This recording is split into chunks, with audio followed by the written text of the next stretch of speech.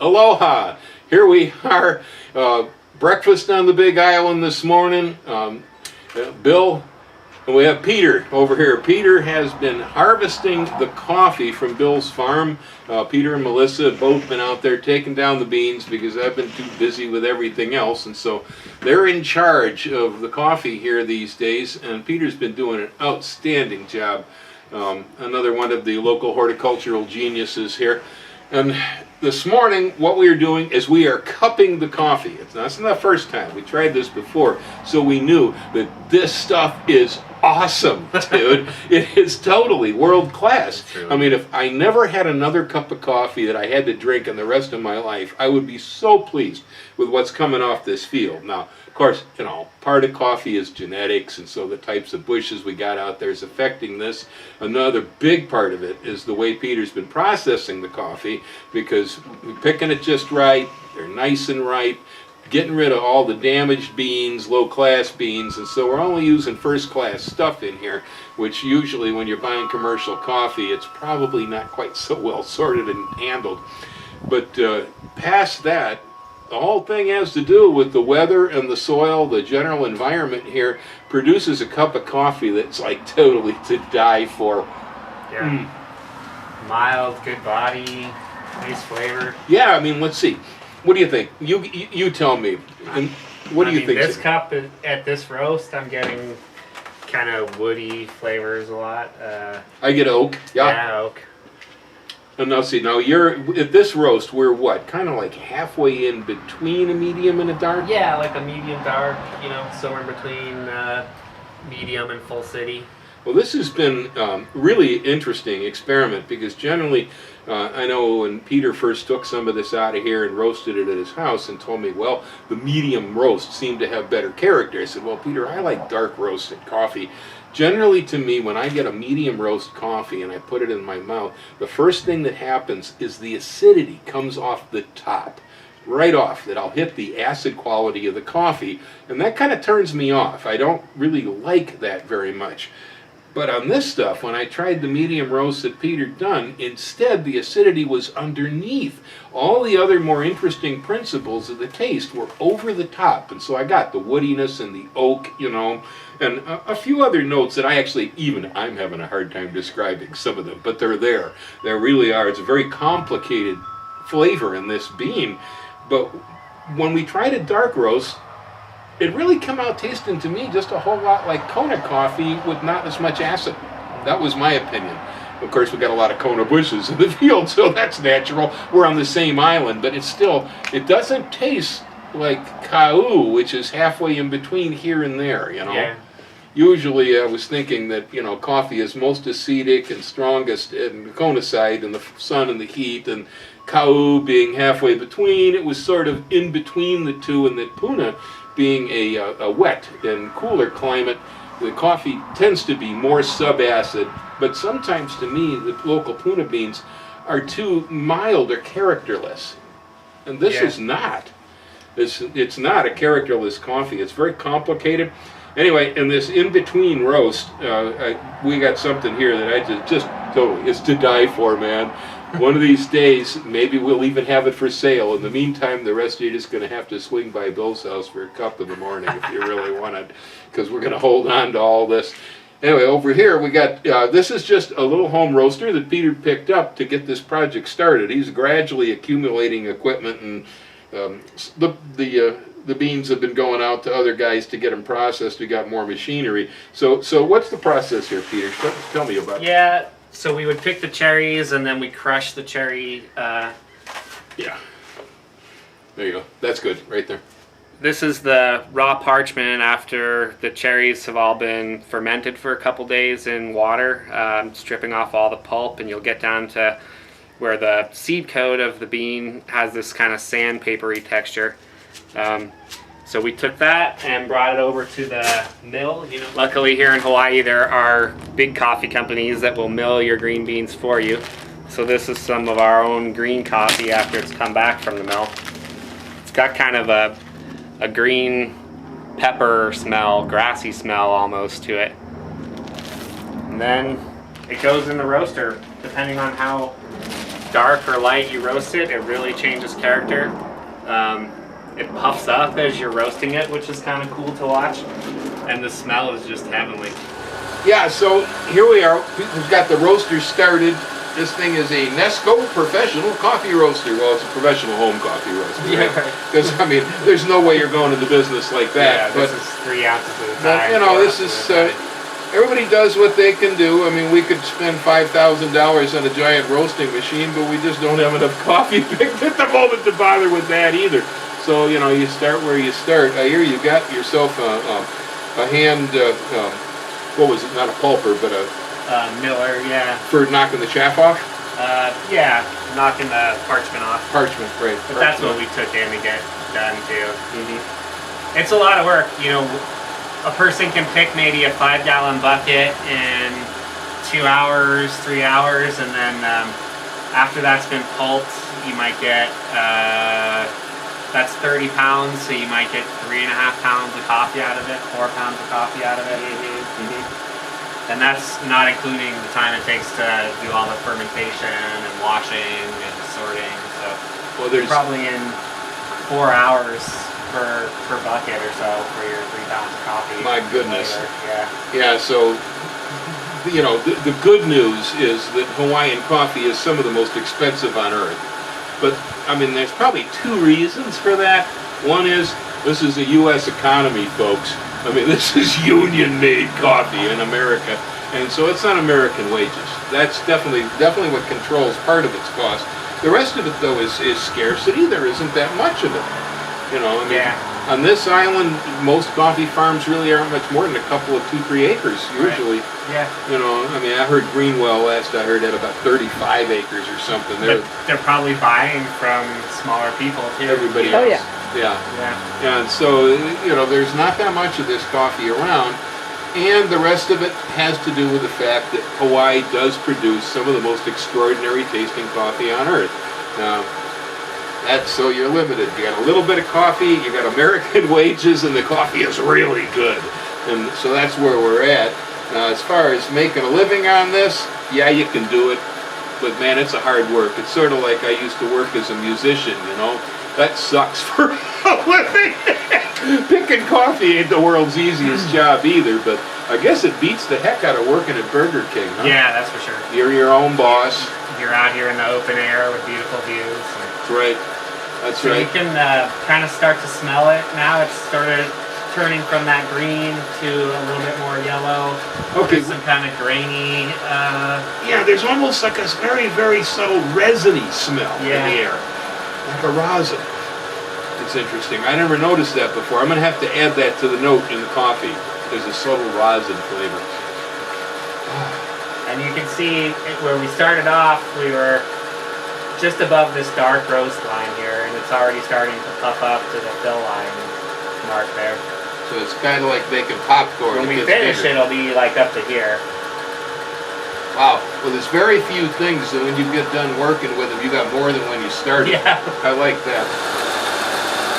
Round and round she goes. Yeah, As you get towards the end, like every minute is crucial in deciding where you want to stop it. I never leave this thing alone when I'm because it's different every time. You know, you can walk away during the first 10 minutes or so, but as you get into that medium roast, you only have 2 to 3 minutes to figure out where you want to stop it at, and then you could come back with charcoal with it. Oh wow. Yeah. Right here is the raw coffee on the tree. We got a lot of green bean. There's a little bit of red bean here. Peter and Melissa have been really diligent about keeping these trees stripped down so we don't have too much ripe coffee in the trees to show. Let's see. A little bit of it right in here. More and more coming. We got a lot of coffee out here. There's so much work involved in coffee. And so I was lucky when I ran across Peter and Melissa because they were interested in the trees that I'd planted here. And I'm changing my mind about this entire project though now that I've sampled the produce because man, this is some fabulous coffee. This is a very complicated process. There's a lot more to it than well. I've been around the island for a while, and I've seen all these guys working with this coffee, and I know that, I mean, some of these dudes got massively high-tech equipment, you know, computerized color sorters and all this stuff, you know, that this can be a very, very complex process. The roasting, you know, the time that you would roast depends on the moisture content of the beans, depends on the density of the beans. The density could have to do with the varieties, where it was grown, the altitude. So in these roasters where you can't actually look in and see what's going on, you have to have like a thermocouple in there to measure the temperature while it's in action, but that's tricky because you're not measuring the actual You're not really temp measuring of the bean, you're measuring the air temperature. Right. You have to listen for the crack as it's coming. Yeah, it's tricky, and it's an art. You know, it's really hard to get it down to a science. I can obviously see my position in this is that I plant coffee, I drink coffee. I mean, I love planting coffee, and I take care of trees too. That don't bother me at all, you know. So I mean, I'm on that end of it. This definitely. I grew up in a restaurant. My parents were chefs, and so this is like cooking in a lot of ways. It's this balance of all these factors, and yeah, it appeals to me.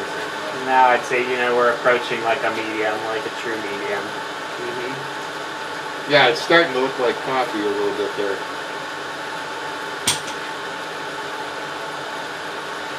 And so then after this stuff finally reaches the right state to where we're happy with its color and aroma, then you say it has to gas off, huh? That it spends time... Yeah, you don't really want to drink it for about 24 hours. It's still releasing a lot of CO2 to the point where if you were to seal it up in a jar, it could actually cause the jar to explode. Cool. Coffee bombs. Wow. Now this thing will go into a cooling cycle for the last 5 minutes, so I'll sit here and kind of add more time or start the cooling cycle early depending on where you want it to be. I think we're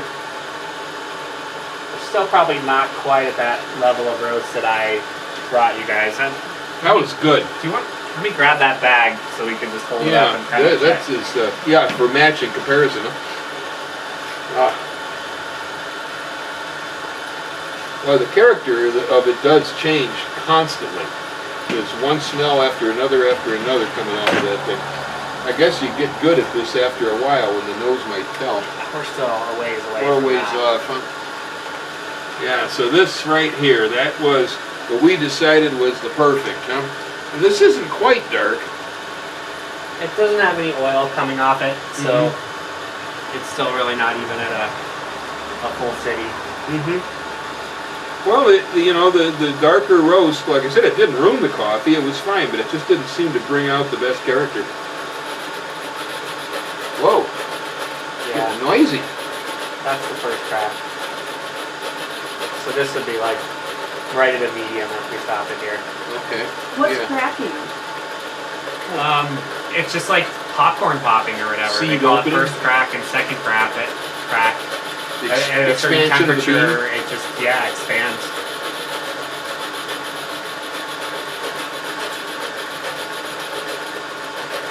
I think, where I said 24 minutes is going to end up being just right. It's at 6 minutes left now, and as soon as it hits 5, it'll start that cooling cycle.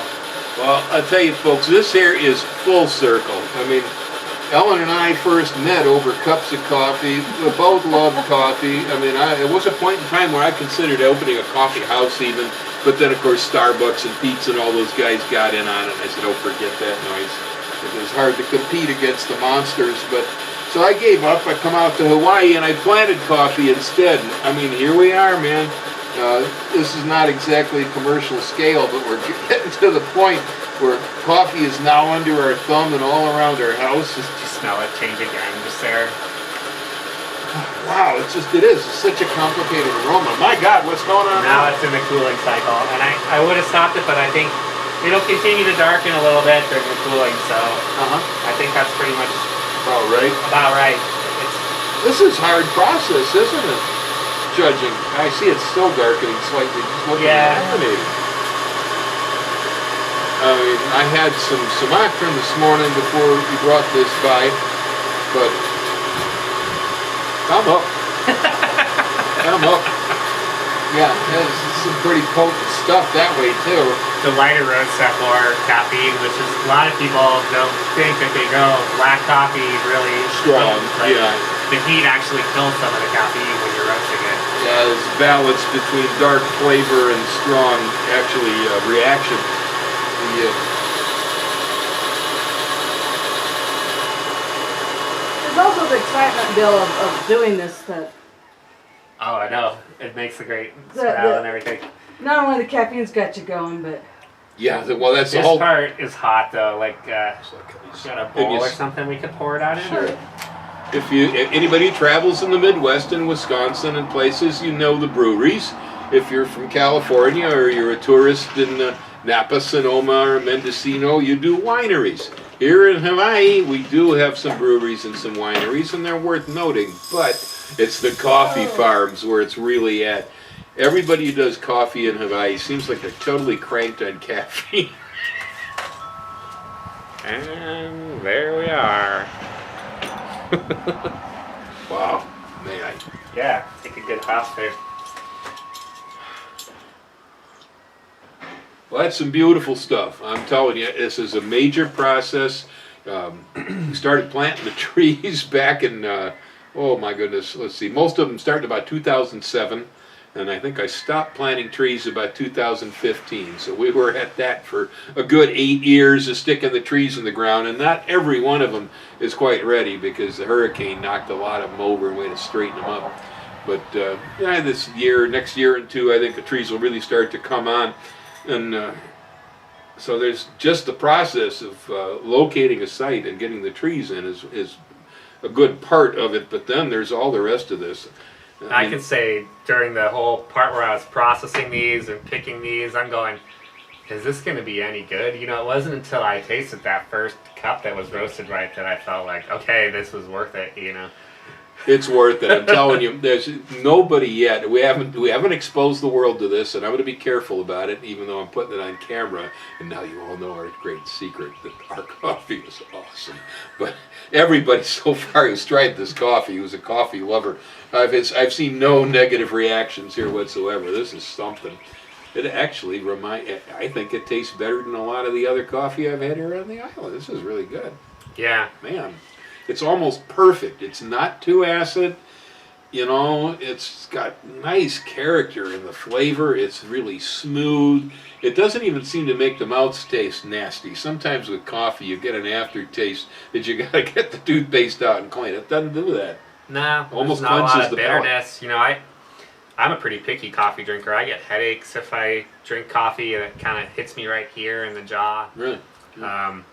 I don't get any of that. The world has gone these days into lattes and frappes and God, you name it. Pumpkincinos, Yeah, frappuccino, yeah, pumpkin spice and everything else. You know, you guys can keep all of that as far as I'm concerned. I don't mind coffee that people have added chocolate to. It's okay. I like the two flavors together. I can still tolerate milk and coffee, and I guess I kind of like a latte with steamed milk on top. You know, that's not bad. It's okay. But it's nothing like drinking it straight black. And I can see Ellen, she ordinarily, same thing, milk and sugar, you know. She's drinking this black, and so that's the mark. It's really the sign. If you're one who drinks coffee with milk and sugar, and if the coffee doesn't require it, then you know you're on a track here. Oh, man. Alrighty, well, hey, drink more coffee. Like they say in Chicago, it's good for you. Hey, hang loose. Aloha, folks.